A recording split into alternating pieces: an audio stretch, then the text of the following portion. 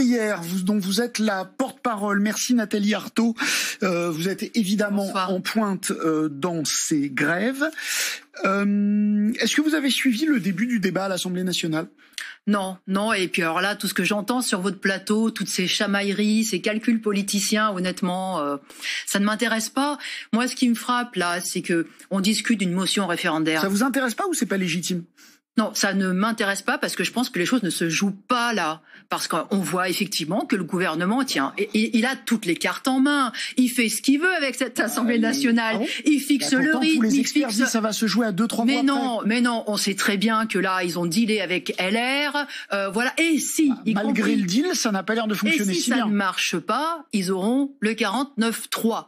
Moi, ce que je vois, c'est que la pression qui s'exerce aujourd'hui sur le gouvernement, elle est effectivement dans la rue et dans les grèves. Donc ça se passe pas à l'Assemblée, voilà, ça se passe dans la rue. Pas à l'Assemblée. Et moi, ce qui me frappe, c'est que depuis 1 heure, vous discutez d'une motion référendaire. Mais moi, j'ai le sentiment que le référendum, il a eu lieu déjà. Il a eu lieu le 19 et le 31 janvier. Et le résultat... le président dit, le référendum, il a eu lieu, c'était l'élection présidentielle. Le référendum... non, justement, le référendum, il a eu lieu sur cette question des retraites, avec la grève, avec plusieurs millions de personnes dans la rue, et il n'y a aucune ambiguïté.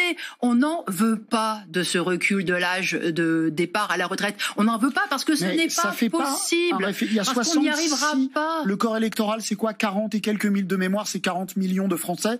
Vous dites qu'il y a eu 2,5 millions de Français dans la rue, ça fait pas une très grosse majorité. Oui, mais vous savez très bien que tous les sondages qui sont faits montrent qu'en fait ils reflètent l'opinion générale, montrent et que dans le monde du travail il y a une unanimité. Voilà, parce que tout simplement, vous savez. Alors pourquoi justement? Parce que quand on se dit mais 64 ans, comment ça va se passer dans mon boulot? Comment est-ce que c'est possible? Mais non, ce n'est pas possible. Voilà, c'est trop dur, Et en fait, tout le monde a bien compris ce qui allait se passer.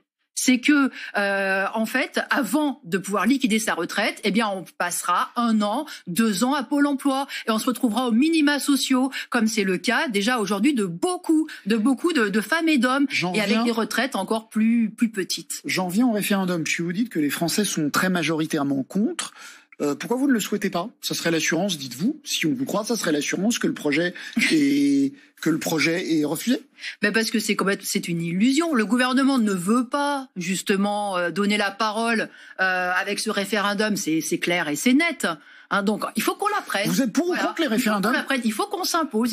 Les référendums, vous êtes pour ou contre d'une manière générale? Non, mais moi je suis pour la mobilisation des travailleurs, parce qu'il y a que comme ça qu'on peut dire vraiment ce qu'on a sur le cœur, qu'on peut dire vraiment. La rue, c'est plus efficace qu'un référendum. C'est beaucoup plus efficace qu'un référendum. Le seul vote qui compte, c'est le vote avec ses pieds. Où souvent la question, elle est pipée, elle est écrite de telle façon que finalement, ça De Gaulle a essayé et il a échoué. Voilà, c'était pipé, mais ça a été contre lui. Oui, mais il y avait eu aussi une mobilisation avant. Donc non, moi je crois clairement que ceux qui aujourd'hui font pression, et ce qui fonctionne et ce qui peut effectivement conduire à un certain nombre de députés de la majorité à finalement ne pas voter cette attaque, ça sera effectivement bien que cette mobilisation elle continue, qu'elle s'amplifie et même qu'elle déborde en grève qui dure, qui prenne sur 1 secteur, 2 secteurs, 3 secteurs professionnels. Pas en violence, qu'elle déborde, pas en violence. Non, mais qu'elle déborde en détermination. Il faut que le mécontentement profond qu'on a entendu, eh bien, il se transforme demain en rapport de force.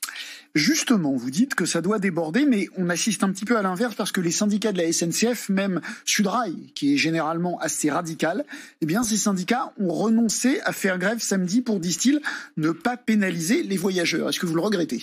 Non, moi je pense que d'abord ils seront nombreux en grève demain, après-demain sans doute aussi. Et là je vous parle de samedi. Et par ailleurs, ce que je pense, c'est vrai pour tous les mouvements, c'est qu'il y a d'un côté les appels syndicaux, les centrales syndicales qui font appel, qui disent voilà nous comment on voit les choses, et puis ensuite ce sont les travailleurs et les grévistes qui disposent.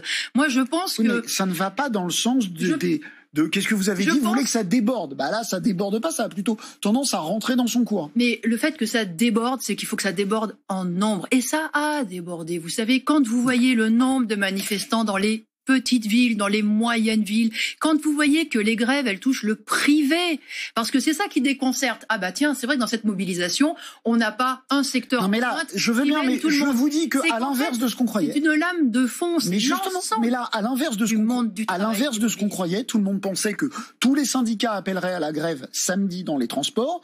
À la surprise générale, même Sudrail, assez proche de vous, même Sudrail, refuse. Ça vous déçoit pas? Non, mais moi, je pense que cette grève, elle doit être construite par la base. Elle doit être construite par la base et que c'est effectivement... Ça veut dire que la base n'y est pas, là. Dans les assemblées générales qui vont se tenir, y compris demain matin, mercredi matin, que les choses, elles doivent se décider. Et ça, c'est vrai pour tous les secteurs. Mais vous, dans une AG, vous demanderiez la grève samedi? Alors, moi... c'est pas de la théorie, puisque moi je suis enseignante, oui. Je travaille dans un lycée, oui. Et donc on a des assemblées générales, j'ai participé à l'une d'elles d'ailleurs aujourd'hui, donc nous ferons grève bien sûr demain, et mercredi, et jeudi, parce que nous sommes comme beaucoup... Et samedi? Samedi, si vous voulez, pour les lycées, nous ne travaillons pas, donc nous en tout cas, nous faisons partie de ceux qui sont convaincus qu'il va falloir changer de vitesse, voilà, qu'il va falloir passer à la vitesse supérieure et qu'il va falloir aller sur effectivement des grèves, voilà. Et je pense que c'est une question que se posent beaucoup de salariés. Là, on a assisté à l'inverse. Non, je n'en sais rien. Bon. Je n'en sais rien parce que encore une fois, les centrales, elles posent leurs appels. Appels, mais ceux qui font exister la mobilisation, c'est la base, et c'est donc la base qui doit l'organiser et qui doit le contrôler. Le ministre des Transports a évoqué la possibilité de renforcer le service minimum, car aujourd'hui, dit-il, il ne sert à rien. On écoute Clément Beaune. Les slogans et les débats ressassés. Le service minimum, c'est un slogan en réalité. Pourquoi? Parce que, d'ailleurs, le débat a eu lieu, les LR le savent bien, sous le président Nicolas Sarkozy. Il y a une loi qui s'appelle service minimum, qui en réalité n'instaure pas un pourcentage de services dans les transports, prévoit un meilleur dialogue social, prévoit qu'il y a 48 heures de délai de prévenance pour une grève, c'est ce qu'on a aujourd'hui, ce qui permet quand même de limiter un peu les perturbations. Renforcer le service minimum, c'est pas un projet, mais comme il en a évoqué l'hypothèse, ce serait scandaleux. Non mais vous voyez, c'est incroyable parce que bon, alors il veut faire taire les députés à l'Assemblée, il veut faire taire les travailleurs, il veut faire taire les cheminots, etc. Voilà comment fonctionne ce gouvernement. Eh bien, je peux vous dire que demain, il nous fera pas taire, et que le monde du travail, il est vaste et il a des réserves, il a des ressources. Et aujourd'hui, il est mobilisé parce qu'il y en a marre, la coupe elle est pleine. C'est des salaires qui sont insuffisants, qui suivent pas la flambée des prix, c'est des conditions de travail qui se dégradent. C'est une société qui part à volo. On le voit bien, il n'y a pas d'argent. Écoutez, dès qu'il s'agit de répondre aux besoins de la population, les hôpitaux, les transports, l'éducation, il n'y a pas d'argent. Donc c'est tout ça qui s'exprime aujourd'hui dans la mobilisation, et je peux vous dire que ça a démarré le 19 et ça va pas s'arrêter comme ça. Ça va pas s'arrêter, et moi je suis convaincue que justement, en prenant confiance dans notre force collective, eh bien on peut aller plus loin. Vous savez, moi j'ai beaucoup entendu, mais enfin Nathalie, c'est fini, il y a plus de solidarité ouvrière. L'individualisme, il est trop grand. Finalement, le patronat, le gouvernement, il nous a trop divisés pour qu'on voit revenir des grandes manifestations et des grandes grèves. Eh bien là, on voit que on a la preuve devant nos yeux que c'est faux. Le monde du travail, il est capable de s'exprimer d'une même voix et d'agir collectivement. Justement. Eh bien, je pense qu'il faut aller plus loin. J'ai une dernière question. Olivier Besancenot, votre concurrent collègue de la boutique trotskiste d'à côté, le NPA veut un rassemblement de la gauche, et là je le cite, de Nathalie Arthaud à Olivier Faure. Nathalie Arthaud, c'est vous, me semble-t-il? Oui, ça sera sans moi. Écoutez, Olivier Faure est à la tête donc d'un parti qui a en particulier fait reculer les retraites considérablement avec la loi Touraine. Donc voilà, il est à la tête d'un parti qui nous avait promis pour faire élire leur candidat François Hollande qu'ils allaient à la finance. Je suis obligé de vous interrompre.